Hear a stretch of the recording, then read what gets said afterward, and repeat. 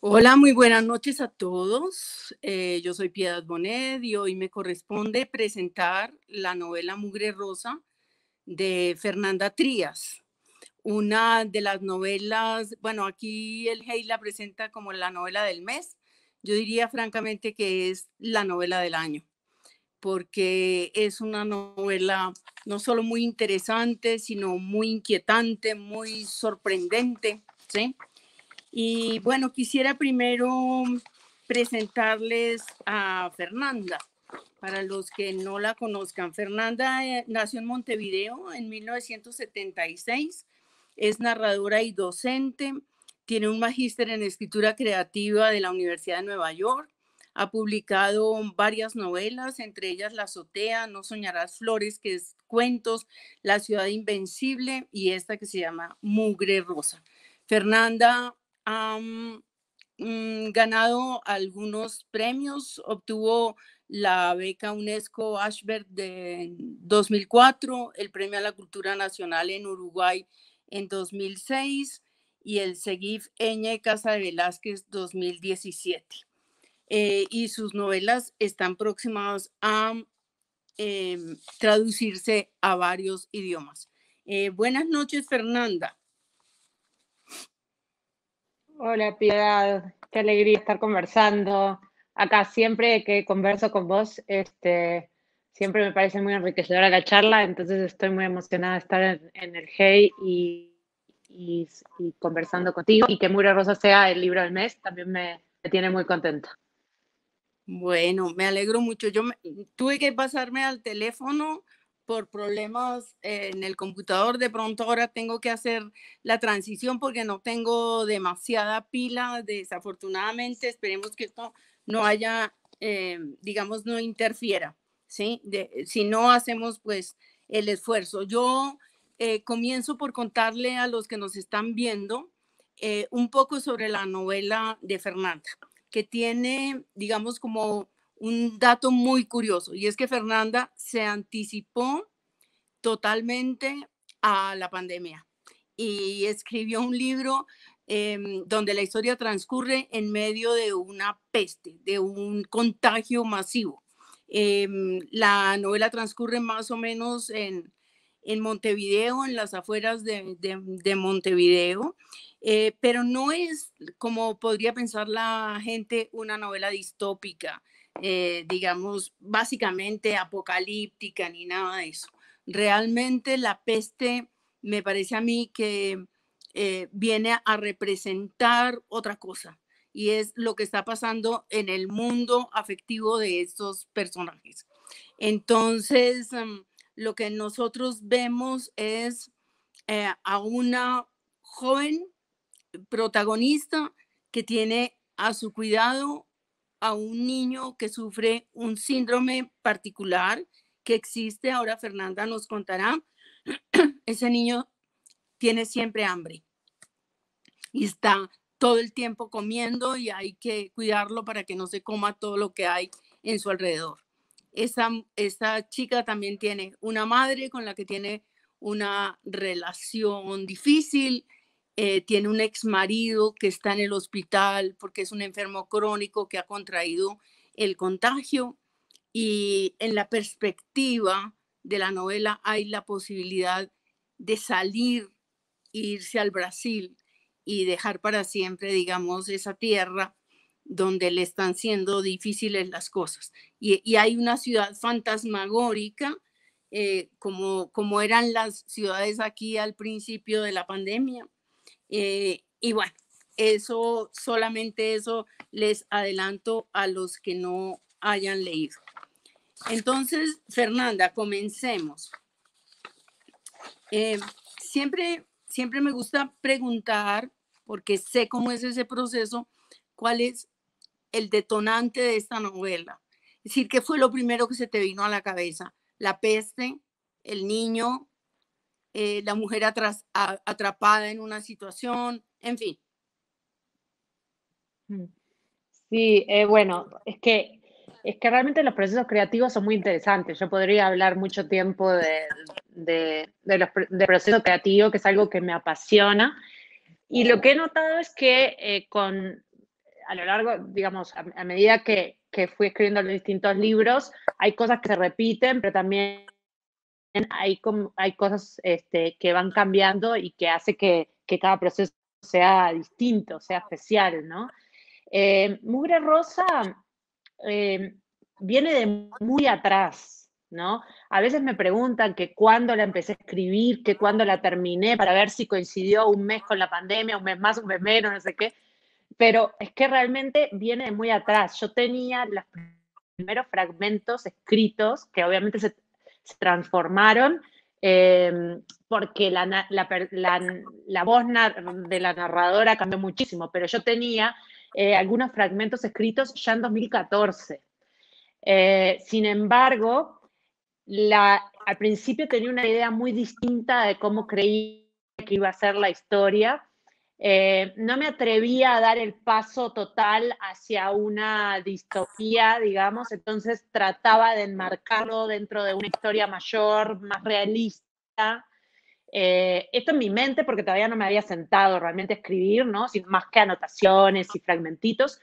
Y la pensé en 2015, por ejemplo, yo llegué a Colombia, llegué a vivir a Bogotá y me acuerdo que ya tenía en mente dos, dos elementos principales. Primero, el síndrome de Prader-Willi, que yo había descubierto en mi otra profesión, en mi profesión de mi vida anterior, porque ya ahora no estoy dedicada a eso, pero antes sí estuve muchos años dedicada a la traducción médica y yo traducía textos médicos principalmente para lo que sería para el Departamento de Salud Pública de California.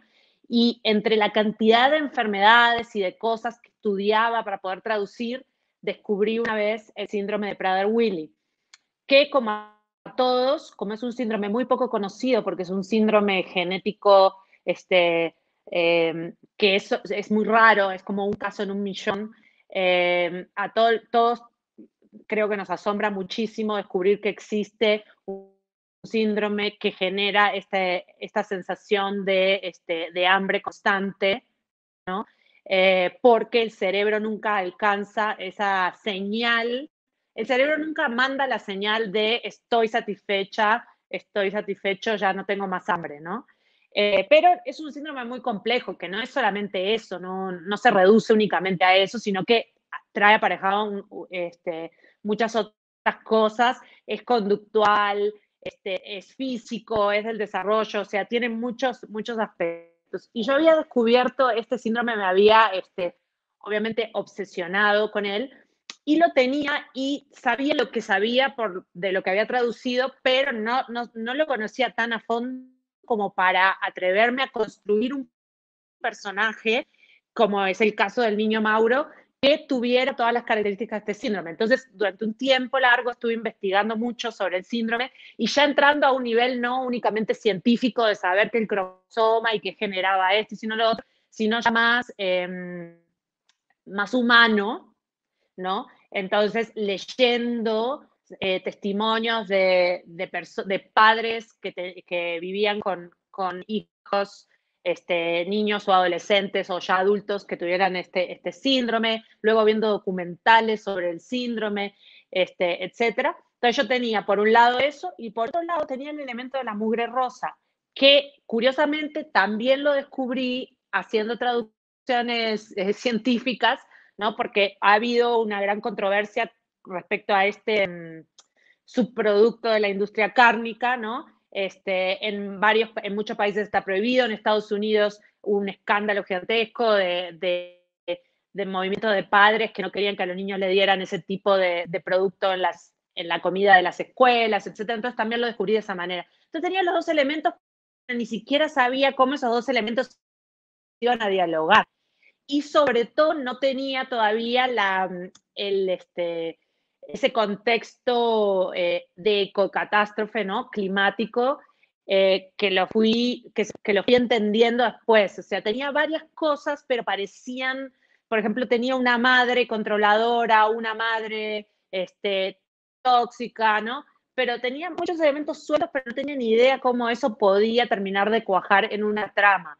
Y fue pasando el tiempo y mis procesos son muy lentos, ¿no? Y lentamente lo iba pensando y lo iba como procesando internamente y no tanto en el papel.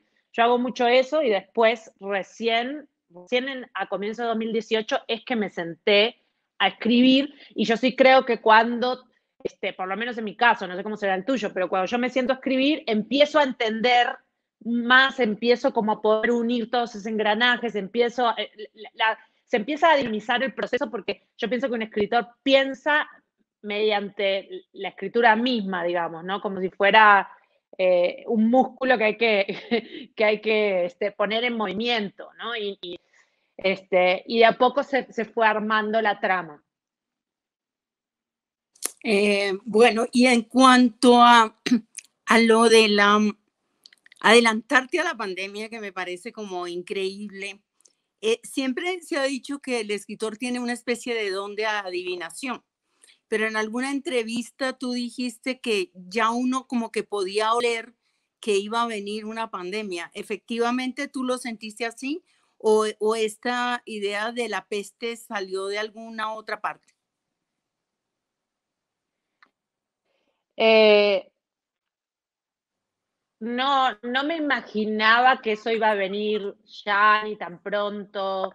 No sabía cuándo, no sabía si era algo que me iba a tocar en vida, por ejemplo, pero sí sabía que una gran pandemia era inevitable y serán inevitables las próximas pandemias, ¿no? O sea, en el sentido de que yo recuerdo, o sea, a mí todos estos temas siempre me han interesado.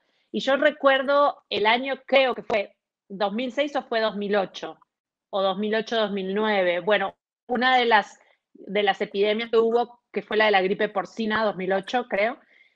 Sí. Y yo en ese momento estaba viviendo en Francia,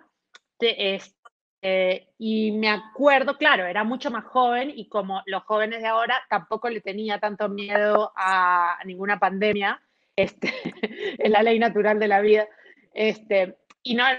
pero me llegué a asustar mucho y yo siempre tuve una tendencia paranoica y yo llegué a hacer acopio de latas de alimentos y de agua en una especie de piecita que yo tenía en mi casa en Francia, que nunca necesité finalmente, pero ese punto creo que me alcanzaba la obsesión sobre el tema. Y me acuerdo que en el sitio web de la Organización Mundial de la Salud había un semáforo que decía, un semáforo con la luz roja, amarilla y verde, respecto a cuán cerca estábamos de una posible pandemia. Y yo me acuerdo que ahí es donde yo leí que una pandemia iba a ser inevitable en algún punto de la existencia del planeta. Iba a haber varias pandemias, nunca se sabía cuándo. Es como esos grandes terremotos que todos estamos esperando, pero que no se sabe cuándo se termina de hundir Venecia o California o Bogotá. Entonces, un poco esa sensación. Y luego, entonces eso se ve que me quedó allá atrás, ¿no? Yo tenía esta información, pero en esos años, escritura de Mugre Rosa y de procesar Mugre Rosa, yo creo que no estaba pensando tanto en cualquier momento se viene otra gripe porcina, sino que estaba pensando en las catástrofes ambientales tan tremendas que veníamos viendo, ¿no? En el Amazonas, los incendios, las inundaciones, o sea, este apocalipsis de cambio climático que estamos viviendo y que me empecé a interesar por el tema del antropoceno, de leer sobre el antropoceno. Es muy desestabilizante leer sobre el antropoceno, la verdad, porque los libros que he leído son muy catastróficos en cuanto a cómo se puede, cómo podría llegar a ser el planeta en no mucho tiempo si seguimos la dirección que estamos yendo. Entonces, yo estaba muy pesimista con respecto al tema del cambio climático y quería pensar una catástrofe climática en un lugar como es, como es Uruguay, donde nunca pareciera que hay ninguna catástrofe de nada. Porque en Uruguay la sensación es, aquí no hay, grandes catástrofes que tengan que ver con, no hay terremotos, no Ah, ok. hay huracanes, o sea, no llega a haber nada, no llega a haber nada de eso. Entonces, de alguna manera, sí, de alguna manera hay un lado chistoso. Sí, yo lo vivía por momentos humorísticamente, pero no sabía si alguien más iba a captar el chiste.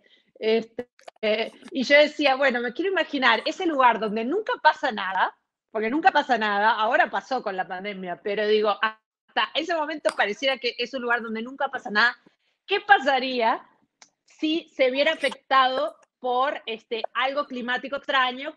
Y pensé, ¿cómo sería una catástrofe que realmente afectara ahí ahí está. ¿Cómo sería una catástrofe climática que realmente pudiera poner patas arriba Montevideo o poner patas arriba el Uruguay? Pensé, tiene que estar vinculada con el Río de la Plata.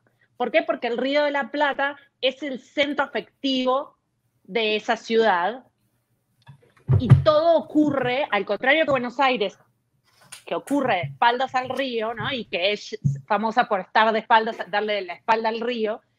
Nosotros estamos haciendo todo de cara al río y el río es lo que aglutina afectivamente a todo el mundo.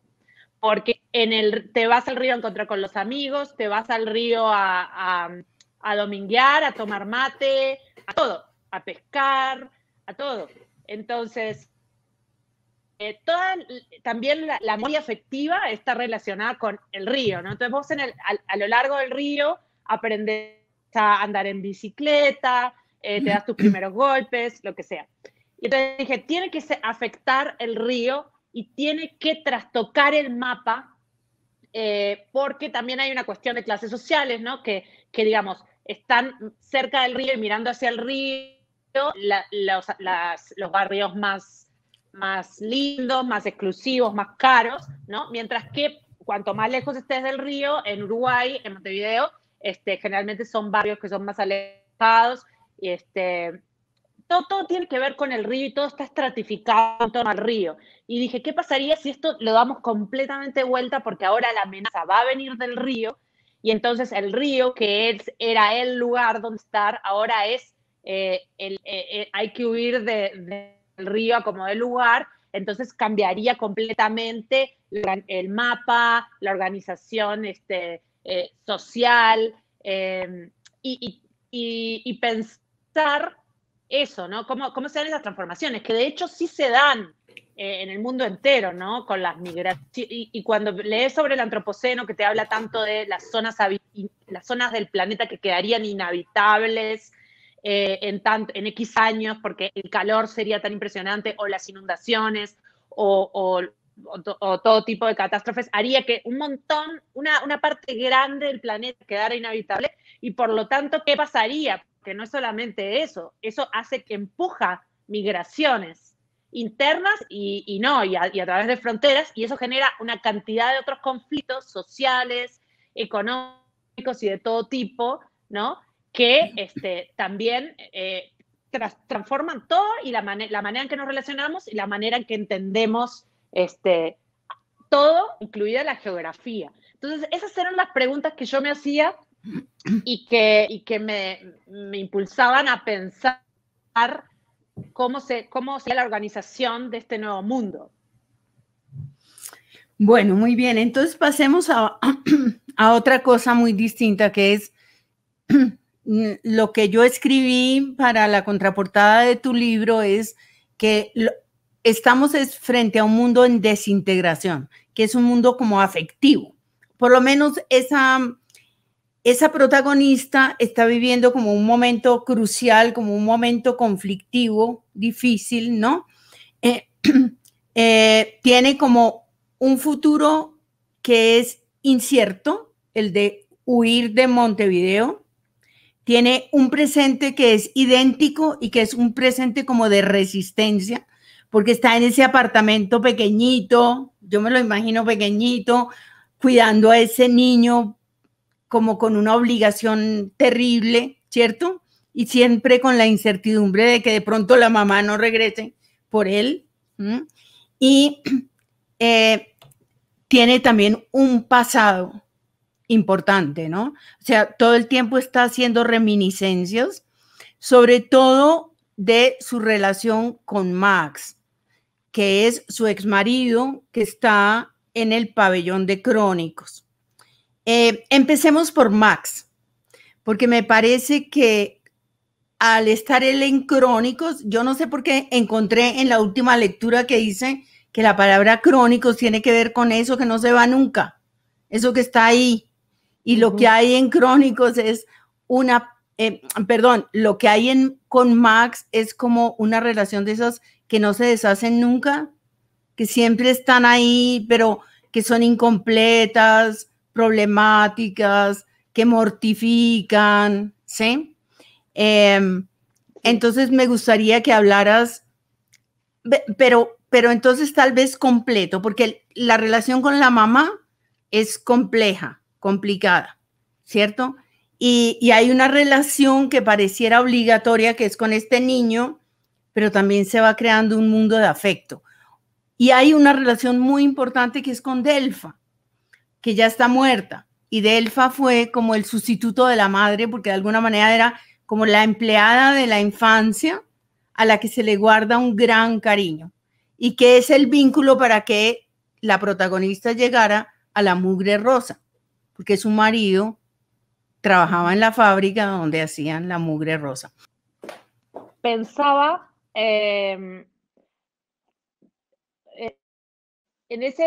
lo que al principio pensé que era el triángulo de las relaciones, digamos, la narradora formando un triángulo con la madre y con el exmarido, un triángulo de relaciones tóxicas, ¿no? Pero yo pensaba en ese libro que me gusta tanto de la escritora neoyorquina Vivian Gornick, que se llama Apegos Feroces. A mí me gustó mucho, me gustó mucho ese libro que trata de, es básicamente la relación de ella con la madre, pero una relación supremamente tóxica. Y a mí la expresión apegos feroces con que se tradujo el título me gusta muchísimo y ya la incorporé y la uso. Y cuando yo pensaba los vínculos, bueno, es cierto que igual leí el libro, ya tenía escrito Mugre Rosa cuando leí el libro, pero no importa, porque igual me ayudó a seguir pensando y a seguir afinando. Yo descubrí el libro cuando me estaba yendo de Madrid, o sea que ya tenía una buena parte de Mugre Rosa escrita, pero no importa, me ayudó a pensar eso, y en la mente yo tenía esta sensación de estos apegos feroces, porque es muy fuerte, lo que la une a la protagonista con la madre y con Max. Es muy enfermizo, si se quiere, y a su vez es un tipo de amor, ¿no?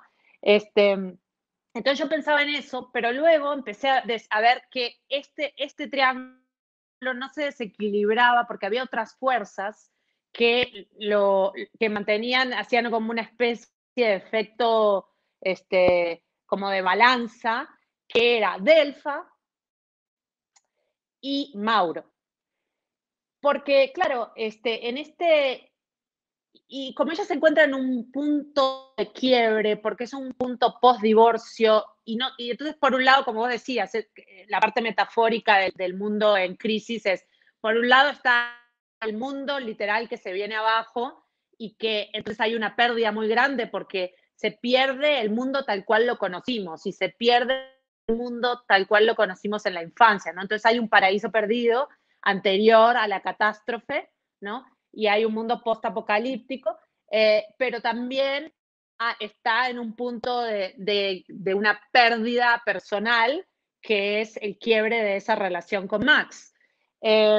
Entonces, por eso también tantas reminiscencias, tanto recuerdo y tanto trabajo con la memoria, porque pienso que ella está en un estado de duelo, un duelo personal dentro de un gran duelo colectivo, ¿no? Entonces, se acrecienta esa sensación de duelo, porque hay una gran pérdida del mundo tal como no lo conocimos y del mundo tal como ella lo conoció en esa relación, en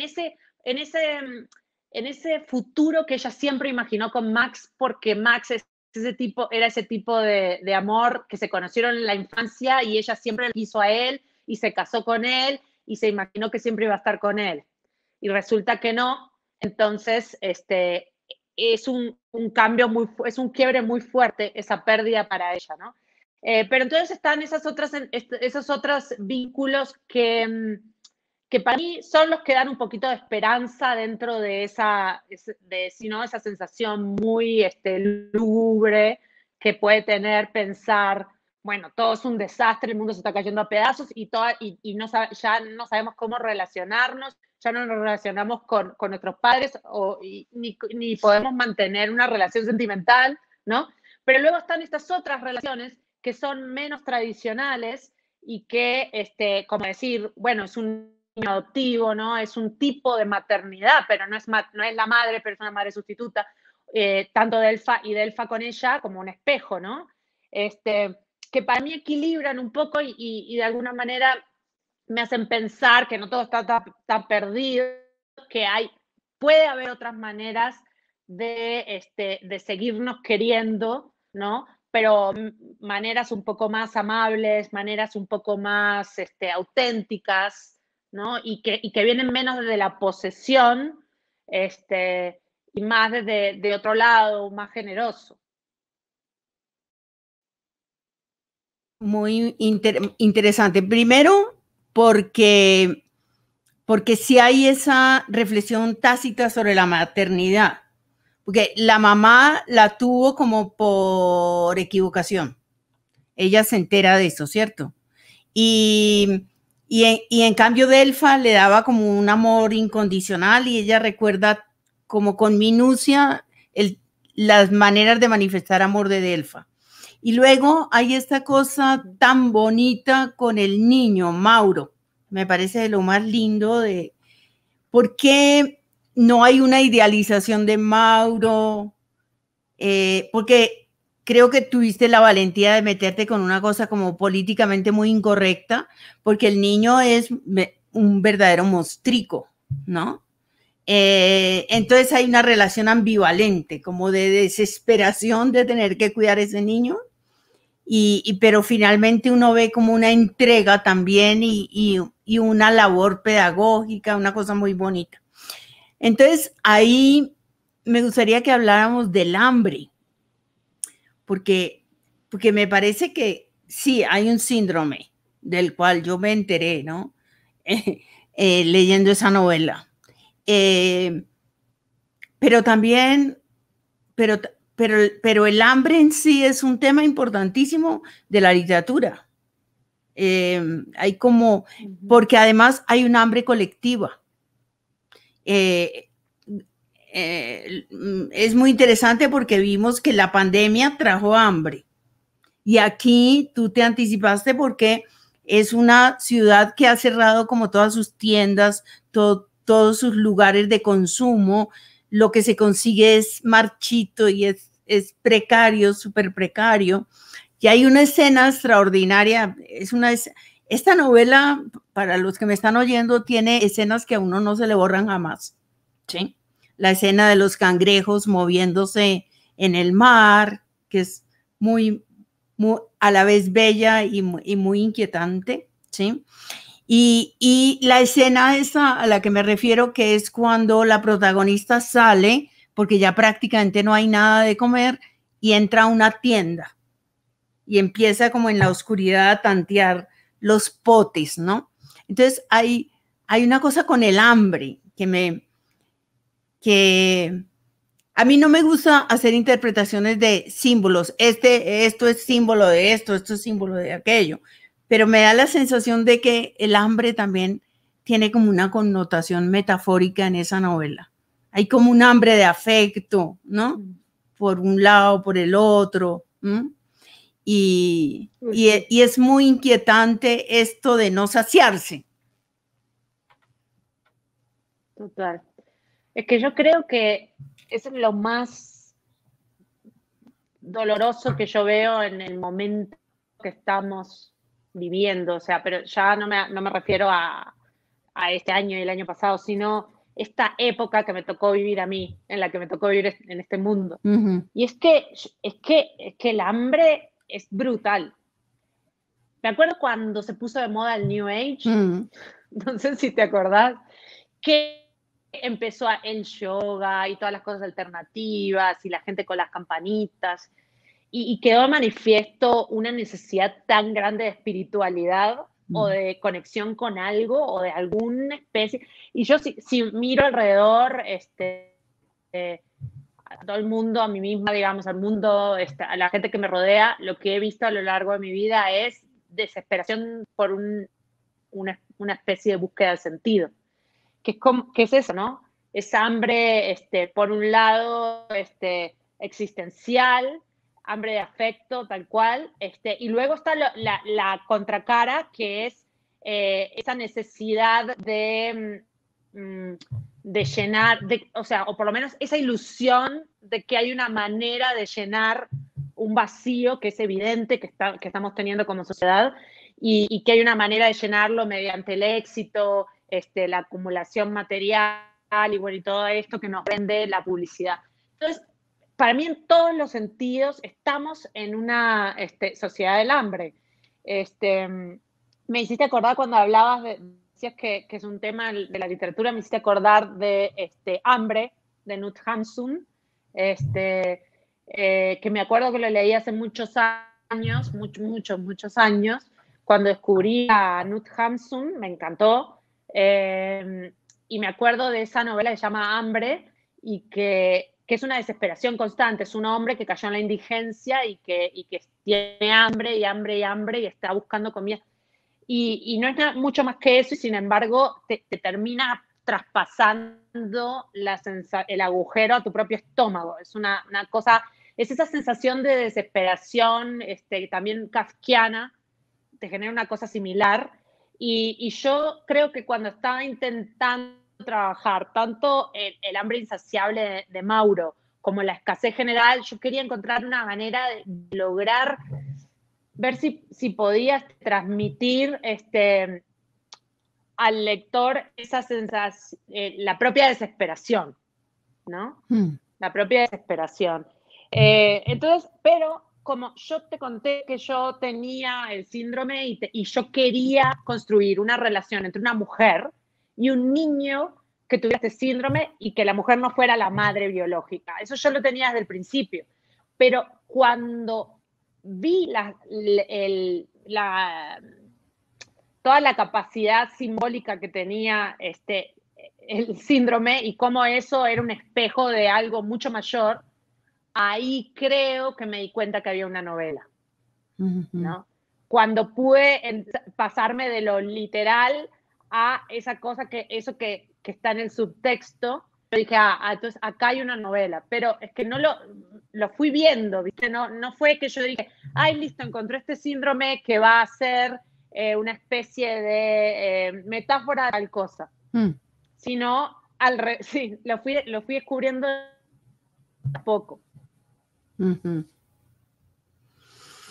Bueno, muy bien. Hay una cosa que hay en todas tus novelas y en los cuentos también, que es como un interés enorme por el encierro, por el atrapamiento.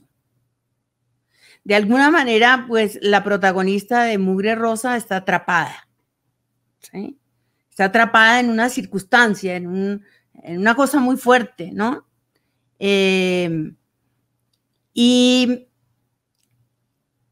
Y en las novelas anteriores también yo veo esta cosa del atrapamiento. En la otra que leí, recuérdame cómo se llama, del padre con la hija. En la azotea. En la azotea, que me encantó esa novela, La azotea. También esa cosa del encierro y del edificio. y uno puede ver muy bien los espacios, y yo creo que eres una extraordinaria narradora de atmósferas. O sea, logras plasmar las atmósferas de una manera que hay una visualidad gigantesca sin describir, sin descripciones. Pero uno siente los espacios y siente aquí esas calles vacías y ese transcurrir y todo eso, ¿sí? Eso del encerramiento con el niño, ¿sí? Que además es un encerramiento relativo porque está la televisión. Y la televisión se me ocurre equivalente al mugre rosa. ¿Por qué? Porque el mugre rosa es como, es una carne que se hace con detritus y que habla como muy mal de la civilización que tenemos. Y la televisión está llena de basura. Cada vez que esta mujer prende la televisión, porque la prende permanentemente, lo que ve es basura, o tragedias o cosas horrorosas o bueno, referencias a la peste, ¿no? Entonces quisiera que me hablaras un poquito de cómo te sumergiste en esos espacios. A mí lo de los espacios me pareció fascinante, incluido que hay una bruma, ¿no? Permanente.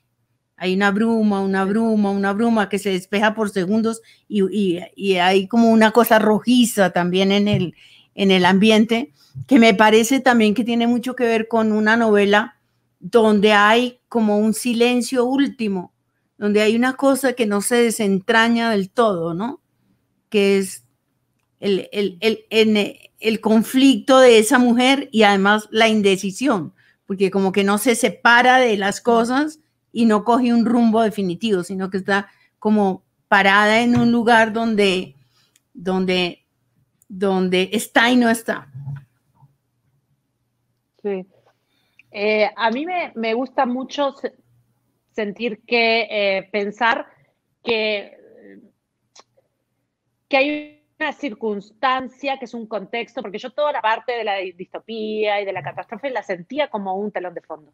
O sea, es así, o sea, yo lo viví, me fascinó construirlo, pero para mí era un telón de fondo que asfixiaba a esa narradora con ese niño. O sea, yo lo pensaba como un telón de fondo y ese edificio, toda la ciudad semi derruida y cada vez más venida menos, digamos, y luego esas dos personas resistiendo en ese espacio pequeño del encierro y asfixiados y apretados, cada vez más, cada vez más encerrados, cada vez más atrapados o apretados, digamos, por el mundo exterior. Pero entonces, claro, el hecho de que estén sitiados, si se quiere, por la realidad, hace como que todo lo que está ocurriendo dentro de ese apartamento tenga una cosa súper teatral, ¿no?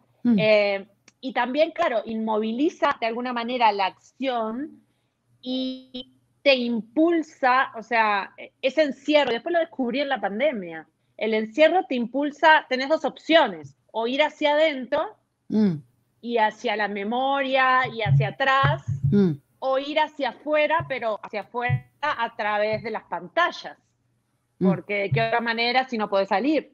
Entonces,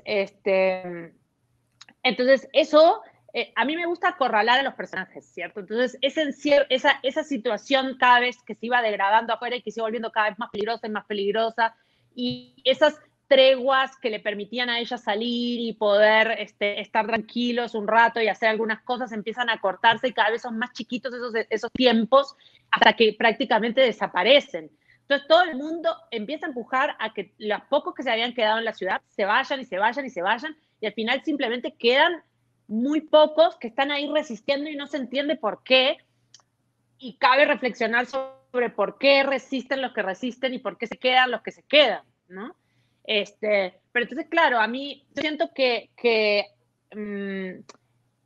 a nivel del conflicto me servía, me ayudaba, porque yo quería acorralar a esta protagonista con esa situación tan difícil de tener que estar siempre cuidando a este niño que es como ingobernable, y ver hacia dónde la empujaba, a qué borde de sí misma la empujaba, ¿no? Cuando ya no tenés mucho más espacio de maniobra, es cuando realmente vamos a ver cómo vas a actuar ante ¿no? Sí. Ante los... estás acorralada contra un precipicio. ¿Qué vas a hacer? Y yo creo que tal vez por eso es que me obsesiona tanto ese tema del encierro, que hace que sea tan introspectivo todo, y a la vez que las pequeñas cosas que pasan adentro del apartamento tengan mucho significado, ¿no? Y que te puedas jugar en esas sutilezas que a mí me gustan.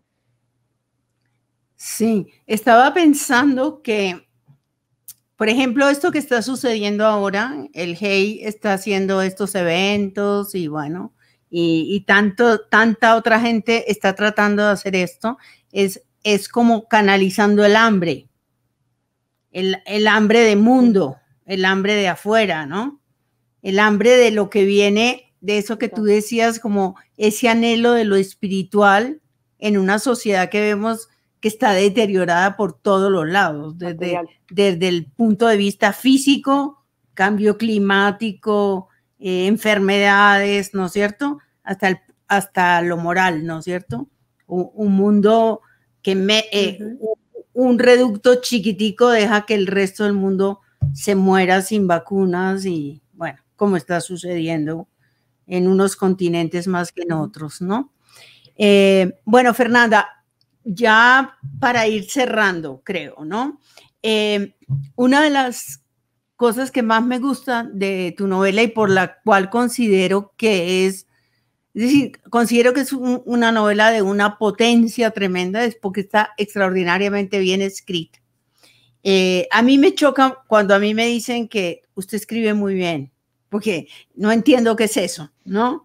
¿Qué es escribir bien? Es como frases bonitas, no me refiero a eso, ¿no? Sino hay un lenguaje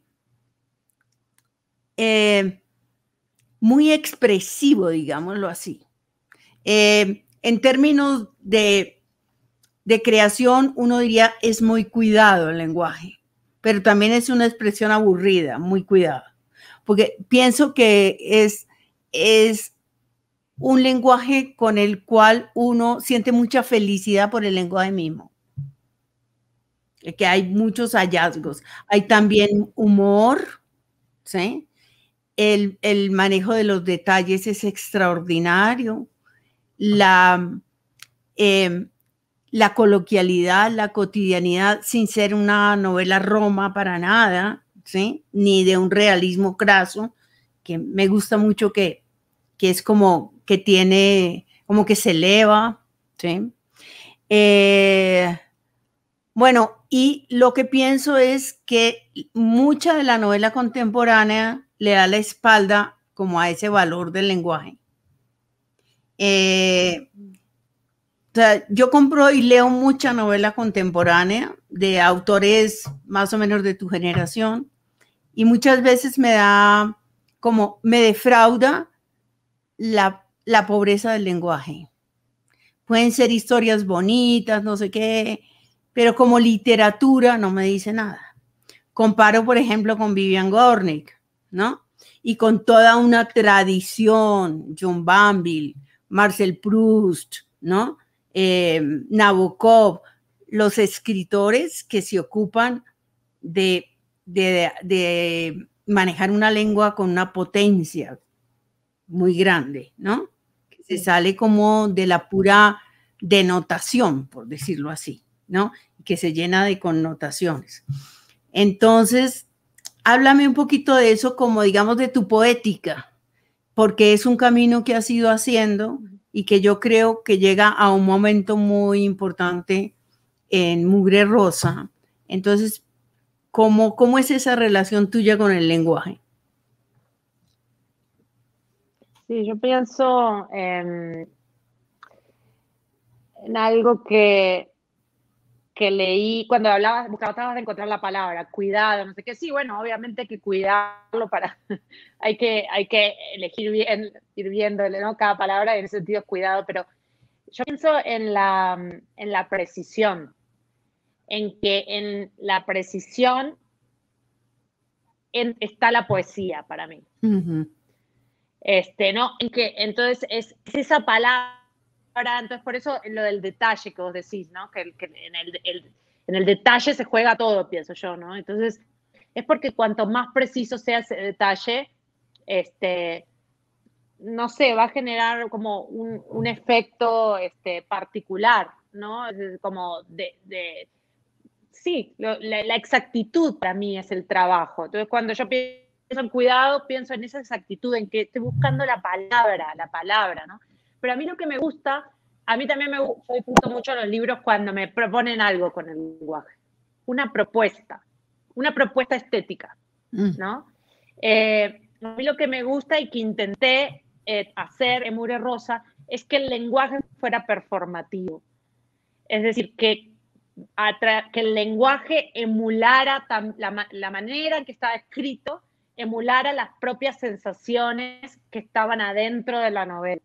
En este caso, la atmósfera de esa ciudad, ¿no? Entonces yo quería ver, o sea, me parece un trabajo muy difícil, ¿no? Y no digo que lo haya logrado, pero lo que yo trataba de hacer era que las propias frases te dieran esa sensación de el pantano de neblina con que abre la novela, la imagen inicial, ¿no? La sensación de esa nube constante, de eso gaseoso, ¿no?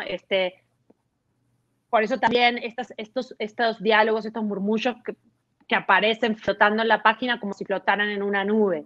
O determinados momentos, ¿no? En que no se ve, en que la protagonista siente que va vadeando en esta neblina y que el lenguaje tratara de transmitir esa misma sensación. Me gusta cuando el lenguaje también está trabajando la misma metáfora que está trabajando la novela en cuanto a su contenido, ¿no? Y que estén dialogando fondo y forma. Entonces, claro, parece un súper desafío. Es más, es que ahí es donde me parece que está realmente la dificultad de escribir. ¿No? Entonces, trato de empujar esos límites que yo misma alcanzo constantemente y siempre me voy topando con que quiero ir más lejos y no necesariamente lo logro, ¿no? Pero eso es como lo que más me obsesiona al momento de escribir, es ir encontrando ese diálogo entre el lenguaje y la historia que estoy planteando. Ujú. Nos están diciendo, no sé si estamos pasadas de tiempo, Piedad. No, Que ya no veo el tiene chat. 7, Dejé de ver el chat. 7:53. No puede haber hoy preguntas porque tenemos problemas técnicos, pero creo que nos faltan unos minuticos de nada. Antes de despedirnos, como dicen 7 minutos más, ¿sí? Listo. Yo no estoy viendo el chat, entonces. Sí. Entonces, la última pregunta. Tú hiciste una maestría en escritura creativa y has sido maestra de escritura creativa, ¿sí? ¿Qué le dirías a la gente que nos está oyendo y que le gusta la literatura y que por eso está asistiendo a las cosas del Hey? ¿Sirve una maestría de escritura creativa? El que quiere ser escritor debe pensar en eso como una opción importante. Para mí, para ser escritor no se necesita maestría en escritura creativa, pero no se necesita maestría en nada y tampoco creo que se necesite nada, universidad. Se necesita mucha curiosidad y mucha pasión, pero pienso que la maestría es un camino como cualquier otro para seguir profundizando. Entonces yo no encuentro nada, yo no como algunas personas critican mucho, yo pienso que no me parece que sea esencial que sea un programa organizado, ¿no? Un programa institucional de una universidad, lo que sea, pero sí me parece que cualquier instancia de taller a mí me ha servido siempre porque hay dos cosas que son muy importantes. Comunidad, la sensación de crear comunidad y de crear diálogo en torno a lo que escribimos, ¿no? Y de tener pares. Eso, para mí, por lo menos, fue muy importante cuando recién empecé a escribir de jovencita. Y luego está la exposición, digamos, el input, estar expuesto a una cantidad. Y lo que sí tiene la maestría es que te enfoca mucho y durante un tiempo muy largo estás pensando lo literario de manera muy intensa y pensando o sea, sí, o sea, no es algo que haces una vez por semana, 2 horitas, sino que es durante 2 años todo el tiempo. Y entonces casi siempre hay unos tutores que son buenos, que son interesantes, que te dan una cantidad de lecturas que te abren el panorama. Entonces, por eso digo, no es indispensable, pero, por ejemplo, a mí me sirvió exponerme de esa manera a ver qué me proponía esta tutora, este otro tutor, estos otros profesores, y me proponían sus mundos de lecturas a los que yo tal vez no hubiese llegado nunca porque no necesariamente eran los que me gustaban. Yo me podría haber quedado siempre leyendo por el caminito que a mí me gustaba. ¿Qué hice? Me expuse a todo eso y entonces también eso permitió una cierta implosión, si se quiere, ¿no? De decir, bueno, a ver qué pasa cuando se produce o no se produce una alquimia entre Fernanda con lo que trae, su mundo, su imaginario, sus lecturas y todo esto otro que le van a proponer. Entonces, para mí, yo lo viví como un juego, lo viví como una cosa emocionante de ensanchar la experiencia, ¿no?, literaria y de sacar y de ver qué podía sacar de ahí yo y qué podía experimentar yo.